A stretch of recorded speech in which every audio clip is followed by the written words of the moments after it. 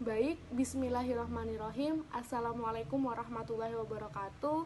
Selamat pagi, siang, dan malam. Salam sejahtera untuk kita semua. Om Swastiastu, Namo Buddhaya, salam kebajikan.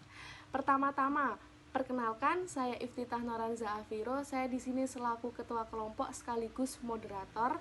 Di sini kami dari kelompok 2 akan mempresentasikan mengenai CMB, yaitu Corporate Management Budgeting.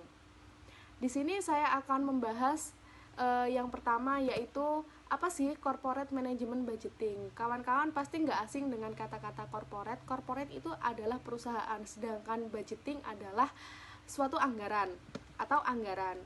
Nah, jadi anggaran perusahaan merupakan rencana kerja perusahaan yang ditulis dalam bentuk sederetan angka yang merupakan target pencapaian sebuah perusahaan. Rencana keuangan tersebut merupakan suatu sasaran resmi sebuah perusahaan yang harus diupayakan untuk dicapai oleh seluruh anggota organisasinya.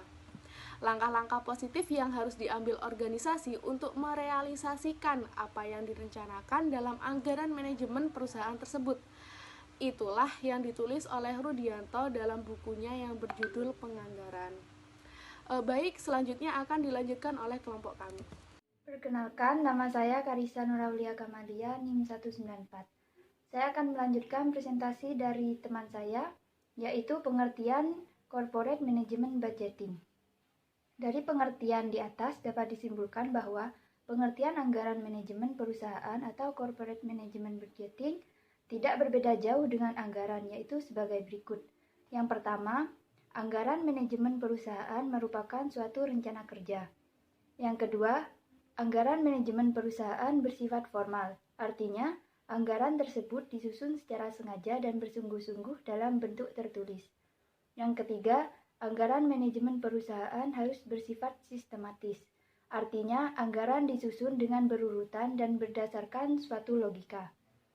Yang keempat, anggaran manajemen perusahaan sebagai satuan yang digunakan dalam anggaran perusahaan pada umumnya adalah satuan moneter. Budget menurut beberapa ahli. Yang pertama, menurut Harahap, budget adalah konsep yang membantu manajemen yang larut dalam fungsi manajemen, membantu dan memudahkan manajemen dalam mencapai tujuan. Budget terdiri dari serangkaian taksiran-taksiran yang dapat dipakai sebagai suatu program untuk menjalankan kegiatan perusahaan pada suatu periode, khususnya untuk masa yang akan datang. 2. Menurut Suherman, budget merupakan alat yang dipergunakan dalam suatu organisasi bisnis atau perusahaan untuk mengungkapkan rencana kegiatan pada suatu koordinasi, kuantitatif serta implementasi, dan juga mengendalikan aktivitas operasional maupun penilaian kinerja manajeral dalam suatu organisasi bisnis atau perusahaan. Narifin mengatakan anggaran adalah rencana tertulis mengenai kegiatan sesuatu organisasi yang dinyatakan secara kuantitatif untuk jangka waktu tertentu dan umumnya dinyatakan dalam satuan uang. Anggaran merupakan suatu alat yang digunakan manajemen untuk menjalankan rencana atau target yang ingin dicapai oleh suatu organisasi. Anggaran merupakan suatu rencana yang disusun secara sistematis yang meliputi seluruh kegiatan perusahaan dalam jangka pendek yang dinyatakan dalam satuan unit kuantitatif. Anggaran digunakan sebagai alat atau sistem pengendalian manajemen yang sangat efektif dan efisien atau sistem pengendalian manajemen yang sangat efektif dan efisien untuk mencapai tujuan organisasi baik di sektor swasta maupun di sektor publik. Menurut Halim dan Kusufi, anggaran adalah dokumen yang berisi estimasi kerja baik berupa penerimaan dan pengeluaran yang disajikan dalam ukuran moneter yang akan dicapai pada periode waktu tertentu dan menyertakan data masa lalu sebagai bentuk pengendalian dan penilaian kinerja. Di sini saya akan melanjutkan presentasi dari teman saya. Tujuan Corporate Management Budgeting.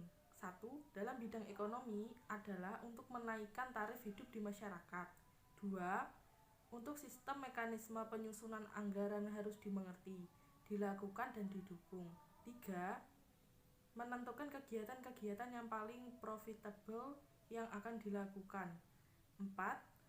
Menyusun perencanaan yang menyeluruh tentang kegiatan-kegiatan yang akan dilakukan dalam jangka panjang. 5. Membantu manajemen dalam mengelola perusahaan. 6. Mengkoordinasikan faktor hubungan manusia dengan perusahaan. Baik, strategi penyusunan komponen manajemen budgeting. Budgeting adalah pedoman anggaran perusahaan. Budgeting seperti langkah-langkah untuk bekerja dalam suatu periode waktu. Budgeting menjadi pedoman biaya apa saja yang akan dikeluarkan, sehingga pelaku penganggaran mengerti apa yang harus dilakukan selanjutnya. Proses penyusunan komponen manajemen budgeting yaitu adalah penyusunan anggaran yang berhasil dapat menjadikan step manager dalam organisasi. Perusahaan memiliki persepsi yang jelas mengenai peran mereka masing-masing dalam mencapai sasaran anggaran.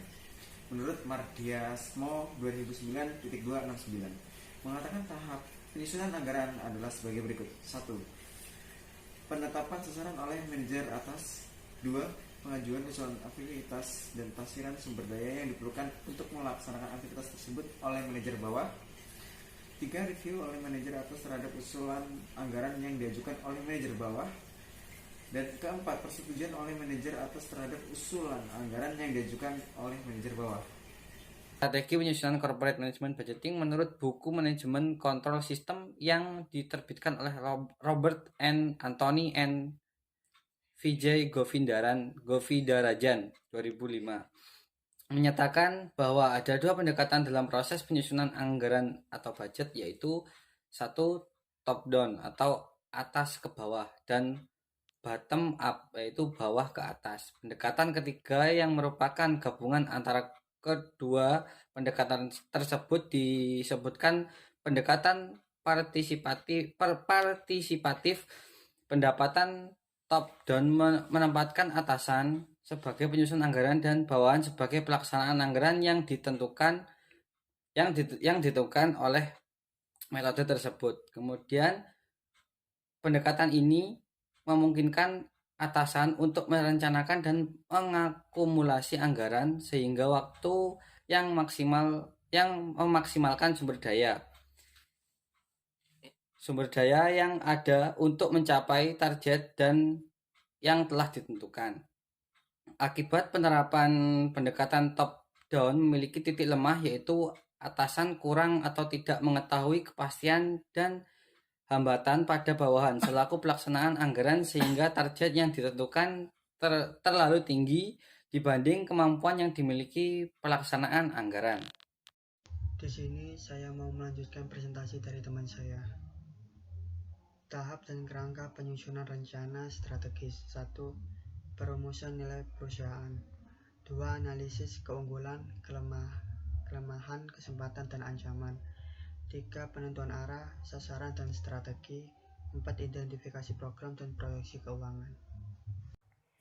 Evolusi dari manajemen strategi.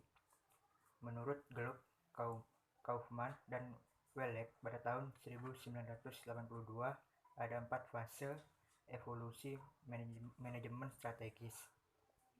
Yang pertama, basic financial planning, yaitu mengupayakan pengendalian operasional dan manajerial yang baik dengan menggunakan anggaran sebagai instrumennya.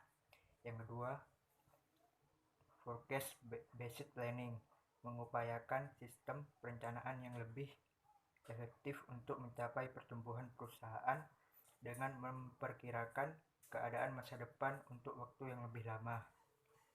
Yang ketiga, externally oriented planning, yaitu mengupayakan peningkatan kepekaan terhadap pasar dan persaingan dengan cara mencoba untuk berpikir strategis. Yang keempat, strategi manajemen, yaitu mengupayakan untuk mengatur semua sumber daya yang ada untuk mengembangkan daya saing dan menciptakan masa depan. Sekian presentasi dari kelompok kami, semoga bermanfaat. Mohon maaf apabila ada kekurangan atau kesalahan kata. Kami dari kelompok 2 mengucapkan banyak terima kasih. Sekian, wassalamualaikum warahmatullahi wabarakatuh.